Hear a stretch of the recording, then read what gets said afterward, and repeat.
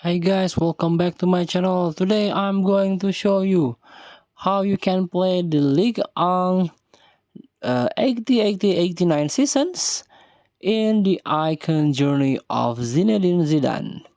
So will be a skill game passing 2 on 1. But before we start, I made this video is for beginner, new into this game, still confusing how you can complete the task or quest and also challenge the event so you can get ton of reward from this game.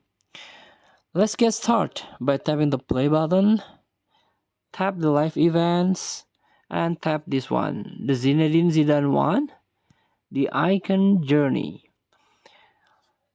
So the first match will be Zidane debuted in Ligue 1 in 1989, where he showed great flair. 2 goals in his first national match also signal his rising on the international stage.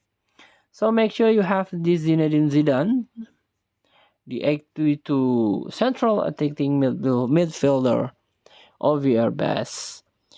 The first match will be a skill game, and the guarantee reward the icon journey token 5 times. Let's tap play.